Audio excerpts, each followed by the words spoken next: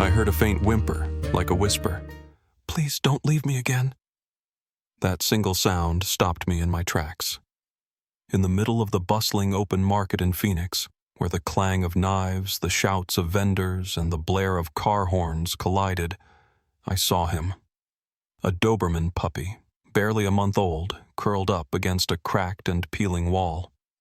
His body was little more than skin and bone, his eyes glassy with tears, and on his belly, a swollen, angry lump, red as if it were a cruel sentence written into his flesh.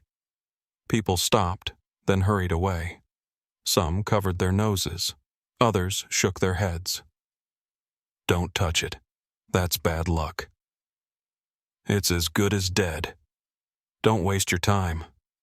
Those words cut colder than any Arizona winter morning. I stood frozen, clutching the bag of bread I had just bought. And in that instant, the noise of the market, the shouting, the laughter, the music spilling from a radio, faded to nothing. All I could hear was the ragged, trembling breath of that small life. Each sound pierced straight through my chest.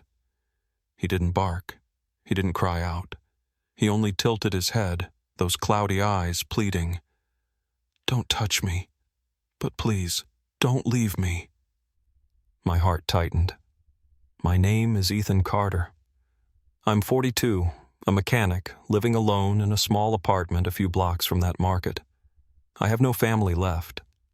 After years of loss, I'd stopped giving myself reasons to open my heart. But at that moment, in front of me, lay a creature abandoned to suffering and death. And I knew, if I turned my back, that tumor would finish the story. I crouched down a few steps away, too afraid to get closer. The stench hit me. Disease, neglect, despair. He trembled violently, snapping his tiny teeth into the empty air, trying to look fierce though he had no strength left. In his eyes I saw the struggle, fear, yes, but beneath it, a desperate cry for help. And I ask you, if you had passed by a soul like that, what would you have done? Would you walk on, or would you stop?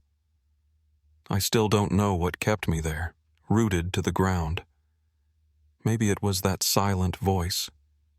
Maybe it was those eyes I couldn't walk away from. But I do know this. From that moment on, his fate and mine became bound together. That day I didn't pick him up. I just stood there, minutes dragging out like an hour, before I quietly left the market with a bag of bread that had already gone cold in my hand. But from that moment on, the image of that tiny Doberman pup, with his swollen belly and clouded eyes, clung to me. When I lay down at night, I could still hear the rasp of his weak, wheezing breath echoing in my ears. I knew deep down that if I didn't go back, that tumor would swallow him in silence. The next morning, I returned to that corner of the market. He was still there, curled up in the narrow space between a broken brick wall and a rotting wooden crate. The ground beneath him was damp and cold, his fur littered with dirt and trash. His swollen belly rose and fell with painful effort. I stood a few steps away, careful not to cast my shadow over him.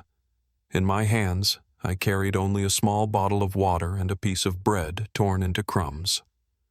I crouched, set the water down about 3 feet in front of me, then stepped back. He squinted, trembling hard, tiny teeth snapping weakly at the air as if to ward me off. I didn't speak. I only breathed slow and steady so he could hear the rhythm. Calm, not threatening. Minutes passed. He didn't move. In the end, I left, leaving the bottle of water behind. On the second day, I came again. The bread was still there, soggy from the night's dew, but the bottle was half empty. My heart clenched. He had drunk from it. That meant he still wanted to live. I sat on the nearby cement step, pretending to be busy myself with my old phone, though my eyes kept straying to him. For a moment he lifted his head, then lowered it again. His eyes were still wide with fear, but not quite as hopeless as they had been on that first day. On the third day, I brought boiled chicken. I tore it into small pieces, set them on a sheet of newspaper, and slid it closer. He growled, then turned his head away. I didn't push. I just sat quietly, letting the smell of chicken drift in the air. When I finally left the market, I glanced back. He had shuffled forward, his heavy belly dragging along the ground, and nudged the chicken with his nose. I held my breath, my heart pounding as though I had just won a wager against life itself. On the fourth day, I decided to speak, my voice low and steady, as if talking to a child. "Hey, little one, I'm not here to hurt you. I just want to sit with you." He turned his head, floppy ears falling back. No resistance. I took that as the faintest invitation. So I rambled about nothing. The repair shop, the leaky coffee pot I could never fix. I knew he couldn't understand, but what mattered was that he heard the sound of a human voice without violence behind it. On the fifth day, I stepped closer, just a foot and a half away. My heart hammered as if I were walking a tightrope. I placed a piece of chicken down, this time right at his nose. He growled weakly, but didn't retreat. I left my hand resting on the ground, palm up, empty. After nearly a minute, he lowered his head, his damp nose brushing against the meat. Then he ate, trembling, one tiny bite at a time. For the first time, his eyes lifted and met mine. Only for a second, but that second cut through me like an arrow. In those cloudy eyes, I saw more than fear. There was a faint glimmer, like an ember not yet gone cold. From that day on, I began calling him Hope. I whispered, "Hope, little Hope, you can live. Just trust me." On the sixth day, he no longer growled. He still trembled, but he let me set the bottle of water right in front of him. I sat close enough to hear his raspy breathing. When I pulled my hand back, he nudged his nose forward, as if to test whether my hand really was safe. On the seventh day, I tried something bold. I reached my hand out, palm down, just inches from his nose. My whole body was strung tight. If he bit, I would accept it. But instead, he inched forward, drew a long breath, and pressed his nose gently to the tip of my finger. I froze. That wasn't just a touch.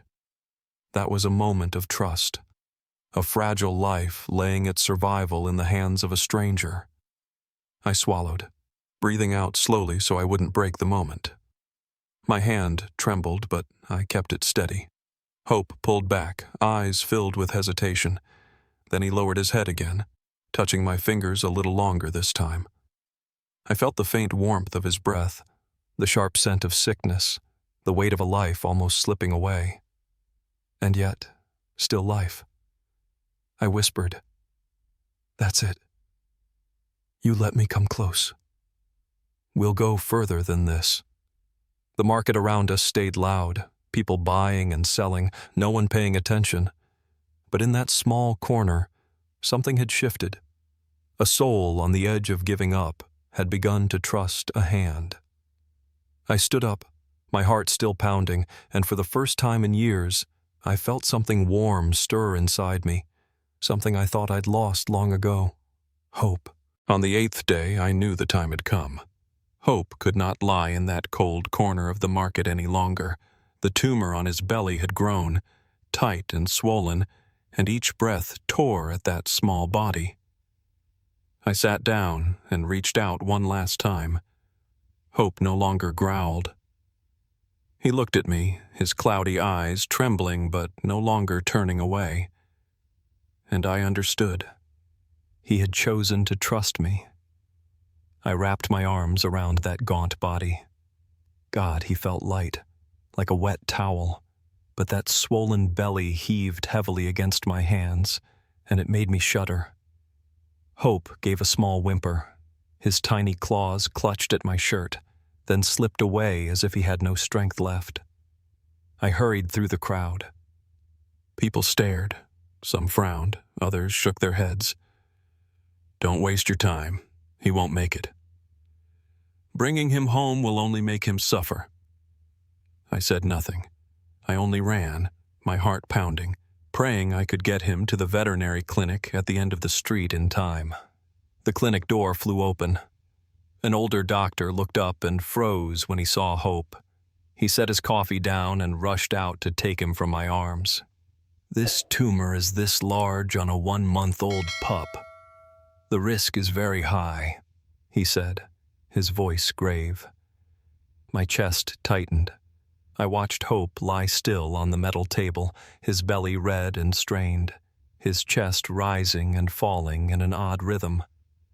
My voice came out hoarse. "Does he have a chance?" He shook his head, not giving a straight answer. "We'll do everything we can. But you must prepare for the worst." That night, I sat on a hard plastic chair, my hands pressed to my face, my eyes fixed on the operating room door. Inside, the fluorescent lights cast a cold, white glare across the floor. The monitors beeped steadily. Beep, beep, beep, each sound like a blade cutting into my heart. Suddenly, alarms began to wail. I jumped, my heart threatening to leave my chest. A nurse ran by, shouting, "Convulsions! Prepare the medication!" I leapt up, gripping the doorframe so hard my hands trembled. All I could see were blurry images of Hope twitching on the table, the tumor rigid, his small body curled with the seizure. I wanted to rush in, but I was stopped. Sweat ran down my spine. I whispered, voice breaking, "Please don't take him. Not now. Give him one more breath." The surgery lasted more than 2 hours. I sat motionless, my back against the cold wall, my fingers curled tight around my mother's old silver ring. Each minute stretched like a century. I had grown used to living alone, used to empty days, but for the first time in years, I was terrified in a way I had never known. Terrified of losing a life that had just stepped into mine. Finally, the door flung open. The doctor came out, his mask pulled down, sweat beading on his brow. He looked at me for a long moment, then said, "We removed part of the tumor." He came out of anesthesia, but he's still very weak. Tonight will be critical. I staggered, my legs threatening to give out. I didn't cry. I hurried into the room and went to Hope. He lay on a white towel, bandaged, breathing as thin as a thread. I sat down, my hand shaking as I slipped it through the cage bars to touch his tiny paw. Hope opened his eyes, faint and drowsy, but I could tell he recognized me. His tail gave the weakest little wag, so slight it was almost a tremor. I choked back the words and whispered, "You fought. Good job. Now just breathe. Breathe with me." I didn't leave that chair all night. I listened to the beep, beep, of the monitor like it was my own heartbeat. Each time the beep slowed, I held my breath. Each time he gasped, I pressed my forehead to the bars and prayed in a way I never had before. And for the first time in so many years, I found myself afraid, not for myself, but for a small life named Hope. Hope made it through the first night after surgery. When I saw his eyes flutter open, weak but for a moment bright, I thought, maybe we had won. I brought him a little thin porridge, secretly mixed in some soft chicken, spoonful by spoonful, and each time he swallowed it felt as if someone had lit another candle inside my heart. But that joy was fragile. A week later, the nightmare returned. That afternoon, the doctor called me into his office. His face was heavy. He pulled off his gloves and sighed. "The tumor's back. Faster than we expected. And it's larger than before I went numb." The room seemed to collapse. My ears rang, and all I could hear was my own heart pounding. I sank into a chair, my hands clenching together. All the work, the sleepless nights, the tears, gone back to zero. That night, I sat beside Hope in the glass cage. He lay still, breathing heavily, his belly so taut it made him whimper every time he moved. I trembled as I put my finger to his tiny paw. Hope opened his eyes and looked at me, as if asking, "Why does it hurt so much?" I felt guilty. I whispered, my voice raw, "Am I being selfish, Hope? To put you through another surgery? To make you struggle this way just so I won't have to face loss again?" Of course, he didn't answer, but I will never forget that moment. Hope weakly lifted his trembling paw and placed it on my finger, as if to say, "I want to live. Please don't give up." On the second operation, the waiting room was suffocating. I paced like an animal in a cage. The clink of instruments made me shiver. Every time the door cracked open, I sprang up, only to see a nurse carrying another tray. Time stretched on and on. After more than 2 hours, the doctor appeared. His eyes were bloodshot and his voice hoarse with fatigue. "We removed more of the tumor, but what's left is stubbornly attached. His body is so small, I'm not sure he can endure another time." I was stunned. In that moment, I almost wanted to scream, "Take me instead!" But I stood silent, my hand pressed to my chest as if to keep my heart from breaking. They brought Hope out, wrapped in bandages. He breathed raggedly, half-closed eyes. I pressed my hand against his chest and felt the faint, fragile beat. Each pulse was like a thin thread, ready to snap. A few days later, I heard worse news. The tumor had grown again. This time, it had advanced so quickly that the doctor only looked at the scans and shook his head. I remember his voice. "If we don't operate a third time, he won't survive more than a few days. But this procedure, the success rate is extremely low." A chill ran through me. I went out into the corridor and collapsed into a hard plastic chair, staring at the white tile floor. My mind raced with the same questions. Should I let him go? Am I condemning him to more pain because I'm afraid to face loss once more? Then Hope looked up at me from inside the cage. His eyes were weak, but for a fleeting moment burned with quiet determination. His tail twitched, just a little, but it was a small, powerful signal. I still want to continue. I swallowed hard, and the tears came. I whispered, "All right, little one. If you still want to fight, I'll go with you. Even if this is our last gamble." The third surgery began. The air in the waiting room felt thick. I could hardly breathe. I bowed my head and gripped my mother's little silver chain. The clock on the wall ticked each second like a knife. 1 hour, 2 hours, 3 hours. I lost all sense of time. At last, the door opened. The doctor came out, soaked in sweat, eyes tired but with a glimmer of hope. He pulled down his mask and, voice hoarse, said, "We removed the entire tumor. What's left now depends on his will to live." I almost collapsed. I covered my face with my hands, and the tears came without warning. I ran to Hope. He lay motionless on a white towel, the small body tucked among IV lines. I sat down and pressed my ear to him, whispering, "You went to the edge.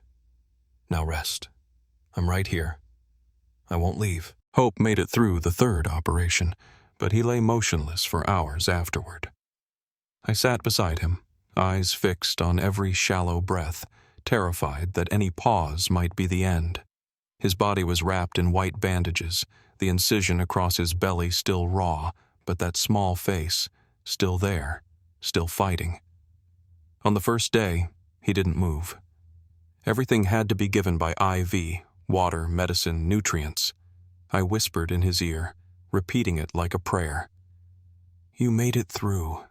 Now just keep breathing. Just breathe. Hope.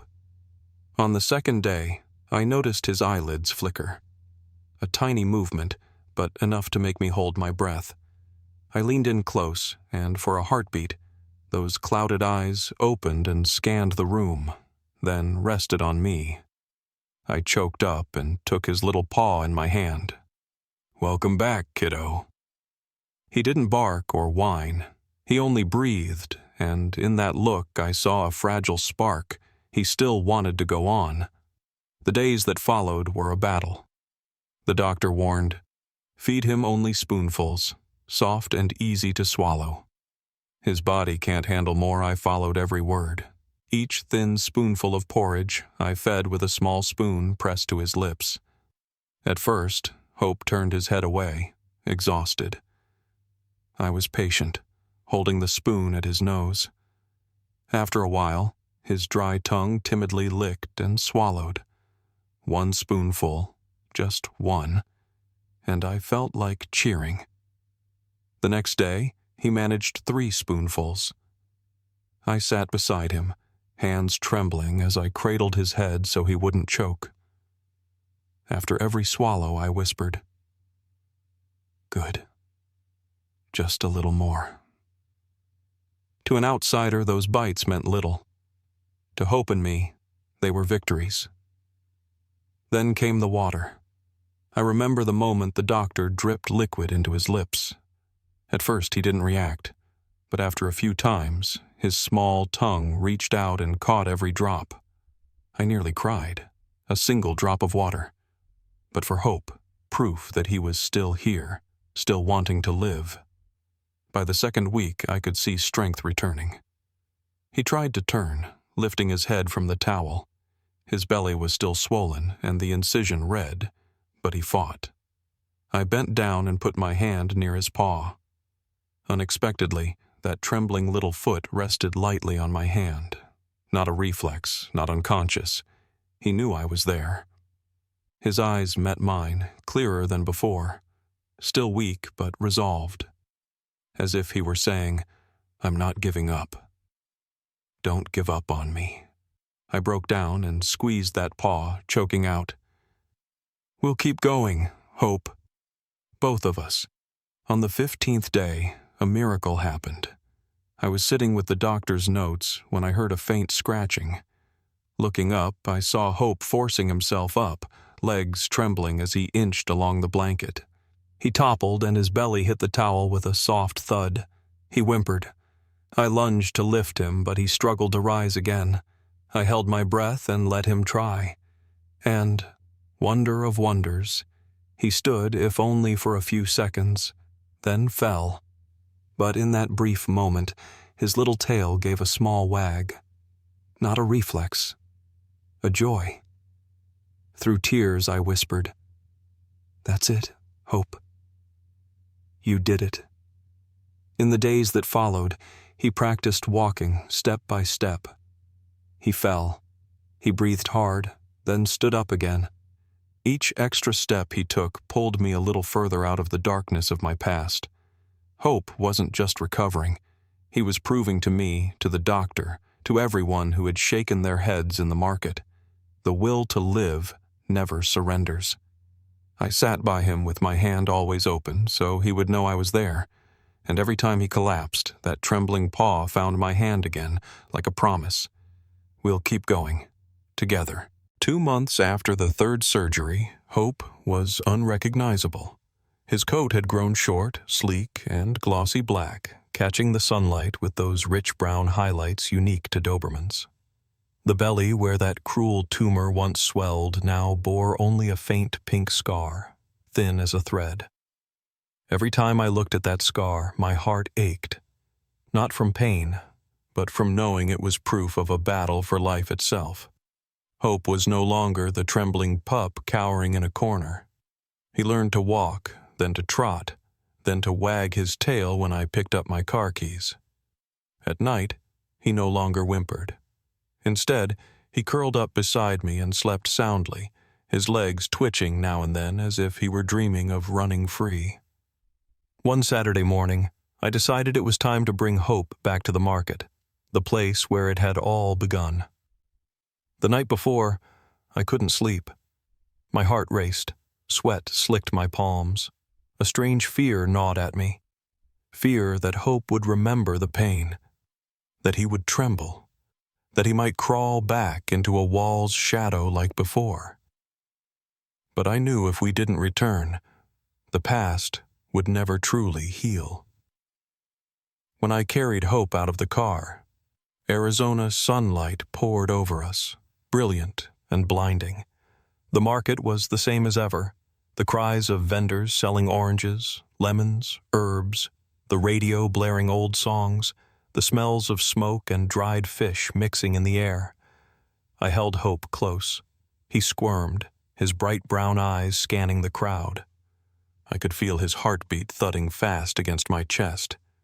Step by step I walked in, and then the stares came. The fruit seller, the women at the vegetable stall, the housewives. They all paused. Some frowned, then widened their eyes. "Isn't that the sick dog from before? Wasn't it supposed to die?" I didn't answer. I just smiled, holding Hope tighter, as if to tell him, "Show them, kid." When we reached the very corner where Hope had once been abandoned, I set him down. For a breathless moment, I waited. Would he tremble? Would he search for a place to hide? Hope stood still for a few seconds, ears pricked, nose testing the air he once knew. And then, suddenly, he barked. A loud, strong bark, full of life, echoing across the market. The whole place froze. Those who once turned away with pinched noses now stared. A second later, the sound of clapping broke out. First from one corner, then spreading everywhere. Applause, whistles, cheers. Hope startled, his ears twitching, but then his little tail wagged furiously. He ran circles around me, paws tapping the old concrete, his eyes shining. He lifted his head high, proud, as if to say, "This is my victory." I bent down, scooped him into my arms, tears streaming down my face. The applause thundered around us, a triumphal march for a tiny warrior.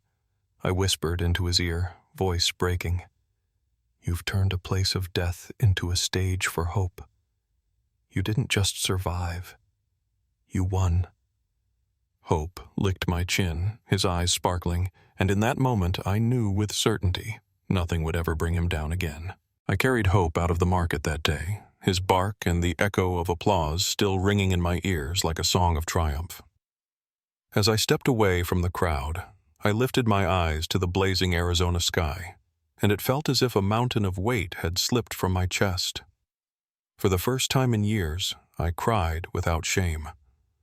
Not from sorrow, but from joy. A kind of joy I thought life had stolen from me long ago. That night, in my small apartment where the only sounds were the fridge humming and the clock ticking, Hope curled up under a blanket beside me. His breathing was steady now, no more weak whimpers. Every so often his little tail twitched, as if he still heard the applause from the market. And in his dreams, he was running free beneath the light. I looked down, running my hand gently across the scar on his belly. Just a faint pink line, but within it lived a story of pain, struggle, and miracle. And I realized then, the greatest gift Hope gave me wasn't just his survival. He pulled me out of my shell, out of the empty days when I lived like a shadow.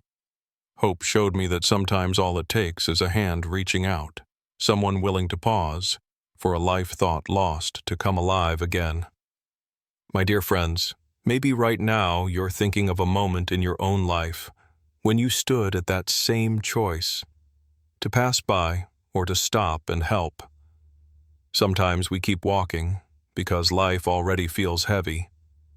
But Hope's story proves that one pause, one act of courage can change two fates, not just his, but mine. a man who thought he had lost all faith. One afternoon, with the sun burning down on the old neighborhood, I sat by the window. Hope lay at my feet, his head resting on a cushion. He looked up at me, his eyes clearer, brighter, not clouded like the day I first found him in that corner of the market. I whispered, "Hope, I thought I saved you. But the truth is, you saved me." He stretched, licked my hand softly, as if in reply. And in that moment, I wondered, was this really the end of our story? Because saving Hope from death's hand was only the beginning. Ahead of us lay new trials, nights when he would still writhe from the pain of his scar, moments of panic at sudden loud noises, and the long journey it would take for him to truly believe the world would never abandon him again. My friends, if you cried with me when Hope was applauded in the market, then let me tell you, his journey isn't over. Part 2 still holds untold chapters, moments even I wasn't sure I could survive. Would you like to hear Part 2 of this story? The part where I share how Hope first stepped back into the world, how he met other dogs for the first time, and the unexpected event that forced me to make the most important choice of my life. If you want to keep walking this road with Hope, leave a comment below. I want to hear Part 2. Your voice will tell me if this chapter should be opened. Perhaps right now, your heart trembles as mine did during those days with Hope. A pup once abandoned in a marketplace corner, thought to be beyond saving, yet he stood, he lived, and he taught me that hope never dies. I am truly grateful you've come this far with me and with Hope. Thank you for listening, for opening your heart to a story that may seem small but holds a whole universe of love. Don't forget to subscribe, so when the next chapter is shared, you'll be the first to walk with us. I'll see you in Part 2, where we'll cry again, we'll laugh again, and we'll keep believing that love truly can change fate.